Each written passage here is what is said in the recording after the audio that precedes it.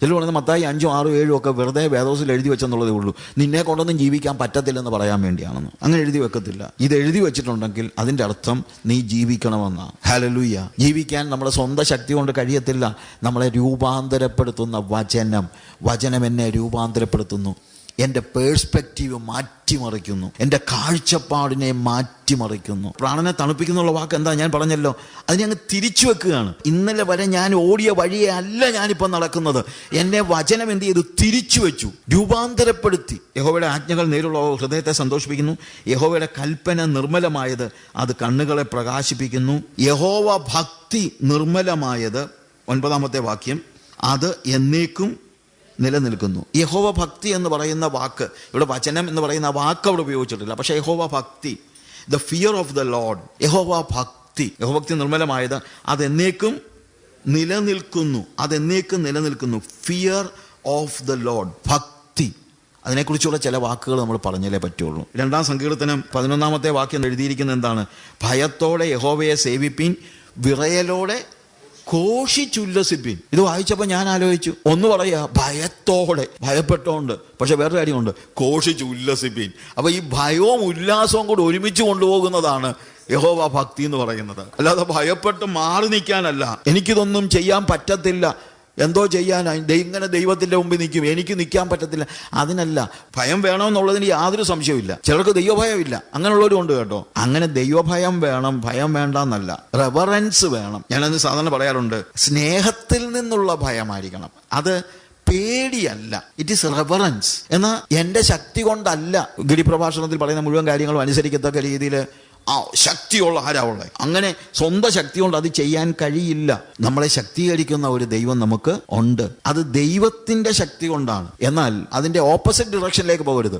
ഒരു പേടിയും ഇല്ലാത്തവരുണ്ട്. ഞാൻ അബ്രഹാമിന്റെ കാര്യം ചിലപ്പോൾ ആലോചിക്കും. അബ്രഹാമിന്റെ അടുക്കൽ ദൂതന്മാർ വന്നു, ദൈവവും വന്നു, യഹോവയും വന്നു. അവനോട് പറഞ്ഞു, അടുത്ത വർഷം നിനക്ക് ഇങ്ങനെ ഒരു കുഞ്ഞുണ്ടാകും എന്നൊക്കെ പറഞ്ഞു. എല്ലാം വലിയ സന്തോഷമായി. അങ്ങനെ പറഞ്ഞു, ഞങ്ങൾ ഇപ്പോൾ പോകുന്നത് സോതോമിലേക്കാണ്. ഉൽപ്പത്തി പുസ്തകം 18-ാം അധ്യായത്തിൽ വായിക്കാൻ പറ്റും. കാണുന്ന ഒരു കാര്യം, സോതോമിലേക്ക് പോയി അതിനെ ഞാൻ നശിപ്പിക്കാൻ പോവുകയാണ് എന്ന് കർത്താവ് പറഞ്ഞു. ഞാൻ പെട്ടെന്നങ്ങ് പറയുകയാണ്. അബ്രഹാമിന് ഭയങ്കര സങ്കടമായിപ്പോയി. സോതോം നശിക്കുന്നതിനകത്ത്, സോതോം അവന്മാരല്ലെങ്കിലും വളരെ മോശക്കാരാ, അവന്മാർ പോട്ടെ എന്ന് പറയുന്നവനല്ല അബ്രഹാം. അബ്രഹാമിന് തീർച്ചയായും ജനങ്ങളോടുള്ള സ്നേഹമുണ്ട്. അവൻ്റെ സഹോദരനായ ലോത്തും അവിടെ ഉണ്ട്. ലോത്തുണ്ടെന്നുള്ളത് മാത്രമല്ല, ഒരു ജനതയെ മുഴുവൻ ദൈവം നശിപ്പിക്കുന്നത് ദൈവത്തിൻ്റെ നീതിയായിരിക്കും. പക്ഷെ വേറൊരു കാര്യമുണ്ട്, ആ നശിക്കുന്നതിനകത്ത് നമുക്ക് സങ്കടമുണ്ട്. അബ്രഹാമിന് ഭയങ്കര സങ്കടം. അബ്രഹാം എന്ന് ദൈവത്തോട് ചോദിച്ചു, കർത്താവേ, ആ പട്ടണത്തിൽ 50 നീതിമാന്മാരുണ്ടെങ്കിൽ നീ അതിനെ രക്ഷിക്കത്തില്ലേ? നീ നശിപ്പിക്കുമോ? ഇല്ല, 50 നീതിമാന്മാരുണ്ടെങ്കിൽ ഞാൻ നശിപ്പിക്കത്തില്ല. ഞാൻ ചിലപ്പോൾ തമാശയ്ക്ക് പറയാറുണ്ട്, ചിലപ്പോൾ അബ്രഹാം ചിന്തിച്ച് കാണും, ലോത്ത് അങ്ങോട്ട് പോയിട്ടുണ്ടല്ലോ, ചിലപ്പോൾ ഇതിനിടയ്ക്ക് ഒരു 50 പേരെയെങ്കിലും നേടി കാണും, അവന് നീതിമാനാ, വലഞ്ഞു പോയ നീതിമാനായ ലോത്ത് എന്നാ പറയുന്നത്. പിന്നെയും അബ്രഹാം ചിന്തിച്ചു, ലോത്തല്ലേ പാർട്ടി, ചിലപ്പോൾ 50 പേരെ നേടാൻ പറ്റിയില്ലെങ്കിലോ, 5 പേര് കുറഞ്ഞാലോ, ഒന്നുകൂടെ ചോദിച്ചാലോ. അങ്ങനെ ചോദിക്കാനുള്ള ആഗ്രഹത്തോടെ അബ്രഹാം ദൈവത്തിന്റെ സന്നിധിയിൽ നിന്ന് പറയുന്നത്, കർത്താവേ ക്ഷമിക്കണമേ, പൊടിയും വെണ്ണീറുമായ ഞാൻ നിന്റെ സന്നിധിയിൽ നിൽക്കാൻ തയ്യാറായല്ലോ. Who am I to stand before you O God, I am just dust and ash. അതാണ് ഭയം. ആ ഭയം എന്ന് പറയുന്നത് പേടിയല്ല, ഭക്തിയാണ്. ഭക്തി, യഹോവ ഭക്തി. അബ്രഹാം പറയാ, എനിക്ക് നിന്റെ സന്നിധി നിൽക്കാനുള്ള യോഗ്യതയൊന്നുമില്ല. ആരാ പറയുന്നത്? അബ്രഹാം ആരാ? ദൈവത്തിന്റെ സ്നേഹിതൻ. ഇത് തന്നെയല്ല, അരമണിക്കൂർ മുമ്പേ അവർ ഒരുമിച്ചിരുന്ന് ഭക്ഷണം കഴിച്ചതാ. അത്രയും ക്ലോസ് ആയ ആ ദൈവത്തിന്റെ മുമ്പിൽ നിൽക്കുമ്പോഴും അവനൊരു ബോധ്യമുണ്ട്, ഞാൻ പൊടിയും വെണ്ണീറും ആണെന്ന്. ഭക്തി വേണം, ഭയമില്ലാത്തൊരവസ്ഥയല്ല. പക്ഷെ പേടിയല്ല വേണ്ടത്, ഭക്തി വേണം എന്ന് നമ്മൾ മനസ്സിലാക്കണം. ഈ ഭക്തിയാണ് നമ്മളെ പാപത്തിൽ നിന്ന് വിടുവിക്കുന്നത് എന്ന് നമ്മൾ തിരിച്ചറിയണം. യഹോവ ഭക്തി നിർമ്മലമായത്, അതെന്നേക്കും നിലനിൽക്കുന്നു.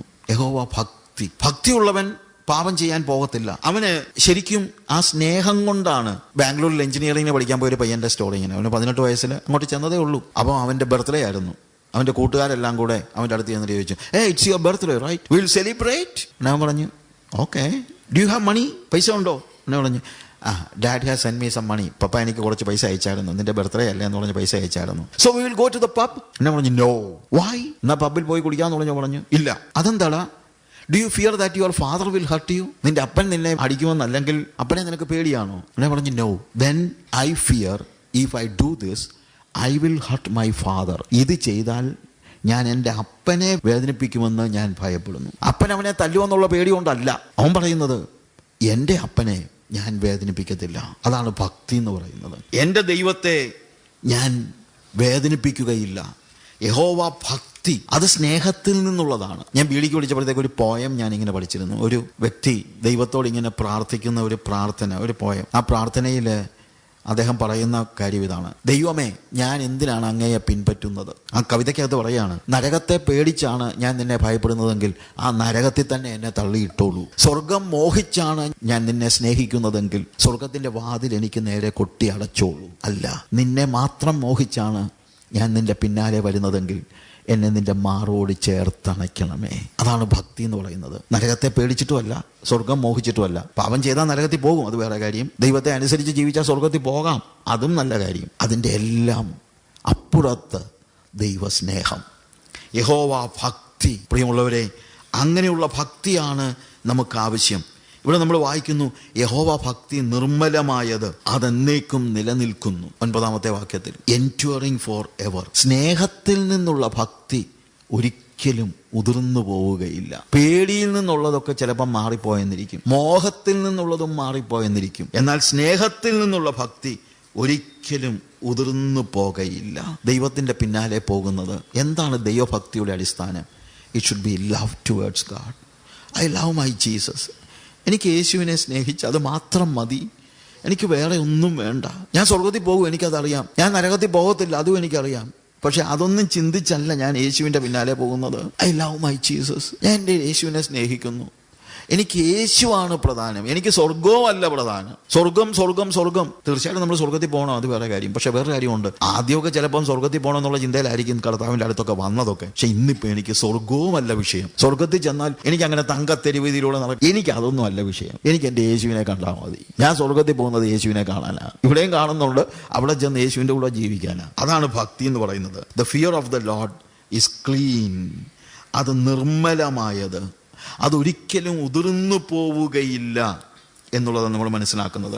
യഹോവഭക്തി നിർമ്മലമായത്, അതെന്നേക്കും നിലനിൽക്കുന്നു, അതൊരിക്കലും ഉതിർന്നു പോവുകയില്ല. അതിൻ്റെ അടുത്ത ആ വാക്യത്തിൽ തന്നെ പറയുന്നു, യഹോവയുടെ വിധികൾ സത്യമായവ. അവിടെ ഉപയോഗിച്ചിരിക്കുന്ന വാക്ക് ഓർഡിനൻസസ് എന്നുള്ള വാക്കാണ്. ജഡ്ജ്മെന്റ്സ്. യഹോവയുടെ വിധികൾ സത്യമായവ, അവ ഒട്ടൊഴിയാതെ നീതിയുള്ളവയാകുന്നു. കർത്താവിൻ്റെ ജഡ്ജ്മെന്റ് ഒരിക്കലും ഒരു ബയസ്ഡ് ഒന്നും അല്ല. അവനൊരു അബദ്ധവും പറ്റത്തില്ല. അവൻ കരുണ കാണിക്കുന്നു എന്നുള്ളതേ ഉള്ളൂ. അവൻ്റെ വിധികൾ നമുക്കൊരിക്കലും പറയാൻ പറ്റുക, കർത്താവേ നീ അത് ചെയ്തത് ശരിയായില്ലെന്ന് പറയാൻ നമുക്ക് പറ്റില്ല. കാരണം അങ്ങനെ ഒന്ന് ദൈവത്തിന്റെ ഭാഗത്തു നിന്ന് ഉണ്ടാവുകയില്ല. അവൻ്റെ വിധികൾ ഒട്ടൊഴിയാതെ നീതിയുള്ളതാകുന്നു. പിന്നെ അവൻ്റെ വിധി കൃപയിൽ പൊതിഞ്ഞാണ് ഇങ്ങോട്ട് വിടുന്നതെന്നുള്ളതേ ഉള്ളൂ. അതുകൊണ്ടാണ് നമ്മളൊക്കെ നിൽക്കുന്നത്. പക്ഷെ അവൻ്റെ വിധി ഒരിക്കലും നീതിയില്ലാത്തതല്ല. യഹോവയുടെ വിധികൾ സത്യമായവ. Ordinances, judgments, all that is righteous together. യഹോവയുടെ വിധിയിൽ ഒരു അന്യായം ഒരിക്കലും ഉണ്ടാവുകയില്ല. ദൈവത്തിന് വചനത്തിന് കൊടുത്തിരിക്കുന്ന പേരുകൾ: ന്യായപ്രമാണം, the law of the Lord; യഹോവയുടെ സാക്ഷ്യം, ടെസ്റ്റിമണി ഓഫ് ദ ലോർഡ്; യഹോവയുടെ ആജ്ഞ, സ്റ്റാറ്റ്യൂട്ട്സ് ഓഫ് ദ ലോർഡ്; യഹോവയുടെ കൽപ്പന, കമാൻഡ്മെന്റ്സ് ഓഫ് ദ ലോർഡ്. യഹോവ ഭക്തി, അത് വചനവുമായി ബന്ധപ്പെടുത്തി അല്ലെങ്കിലും അതിനോട് ചേർത്ത് പറഞ്ഞിരിക്കുന്ന ഒരു കാര്യമാണ് fear of the Lord. And യഹോവയുടെ വിധികൾ, ജഡ്ജ്മെന്റ്സ് ഓഫ് ദ ലോർഡ്, അത് നിർമ്മലമായത്. ഇത്രയും വാക്യങ്ങളിൽ അത്രയും കാര്യങ്ങൾ പറഞ്ഞിരിക്കുന്നു. അവിടെ യഹോവയുടെ വിധികളെ കുറിച്ച് അവിടെ പറഞ്ഞിരിക്കുന്ന ഒരു കാര്യം 10-ാമത്തെ വാക്യത്തിൽ, അവ പൊന്നിലും വളരെ തങ്കത്തിലും ആഗ്രഹിക്കത്തക്കവ, തേനിലും തേങ്കട്ടയിലും മധുരമുള്ളവ.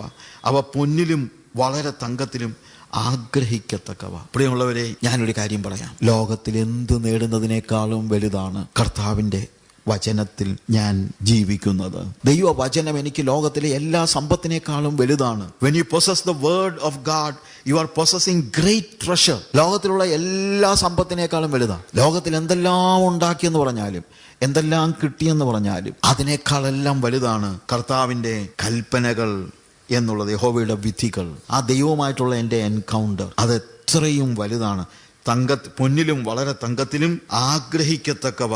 ലോകത്തിലെ ഏത് സമ്പത്ത് നേടുന്നതിലും വലുതാണ് ദൈവവചനം നമ്മുടേതാക്കുന്നത്. ദൈവവചനം നമ്മുടേതാക്കുന്ന ആ ഒരു അവസ്ഥ ഒന്ന് ആലോചിച്ചേ. The word of God is mine. I am reading the Bible, understanding the Bible, and I am receiving the revelation from the Bible. അങ്ങനെ വചനം എൻ്റേതാക്കി എൻ്റെ ജീവിതത്തെ അത് രൂപാന്തരപ്പെടുത്തുമ്പോൾ ശരിക്കും പറഞ്ഞു കഴിഞ്ഞാൽ അതെല്ലാത്തിനേക്കാളും വിലയുള്ളതായി നമുക്ക് മനസ്സിലാക്കാനായിട്ട് കഴിയും. 119 സങ്കീർത്തനം 72 വാക്യം വായിക്കുമ്പോൾ അവിടെ നമ്മൾ കാണുന്ന ഒരു കാര്യമുണ്ട്. 1000 പൊൻവെള്ളി നാണ്യങ്ങളെക്കാൾ നിന്റെ വായിൽ നിന്നുള്ള ന്യായപ്രമാണം എനിക്ക് ഉത്തമം. പൊൻവെള്ളി നാണയം എന്നുള്ള ഒറ്റ വാക്ക് പറഞ്ഞു നിർത്തുകയല്ല, 1000 ഇൻറ്റു 1000 എന്ന് കൂട്ടിക്കൂ. 1000 പൊൻവെള്ളി നാണ്യങ്ങളെക്കാൾ വലുതാണ് നിന്റെ വായിൽ നിന്നുള്ള ന്യായപ്രമാണം. അങ്ങനെ ആ ഒരു വാല്യൂ നമ്മൾ ദൈവവചനത്തിന് കൊടുത്തിട്ടുണ്ടോ? 1000 പൊൻവെള്ളി നാണ്യങ്ങളെക്കാൾ വലുതാണ് എനിക്ക് ദൈവത്തിൻ്റെ വചനം എന്ന് എനിക്ക് പറയാനായിട്ട് കഴിയുമോ? No. When I read Bible, I am privileged.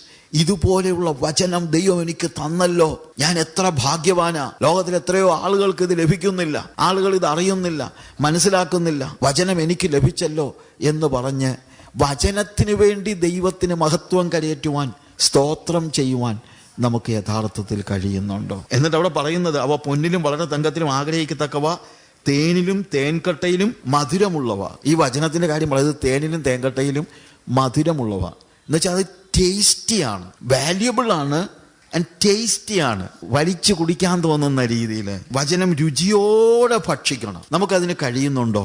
ഒന്ന് ആലോചിച്ച് നോക്കിയേ പ്രിയമുള്ളവരെ. തീർച്ചയായിട്ടും വചനത്തെ നമ്മൾ അതിൻ്റെ വില മനസ്സിലാക്കി സ്നേഹിക്കണം. നമ്മൾ തുടങ്ങിയ വാക്കിലേക്ക് നമുക്ക് മടങ്ങി വന്നാൽ 19-7 വാക്യം, യഹോവയുടെ ന്യായപ്രമാണം തികവുള്ള ന്യായപ്രമാണത്തെക്കുറിച്ചാണ് നമ്മൾ ഇന്ന് പഠിച്ചതെല്ലാം.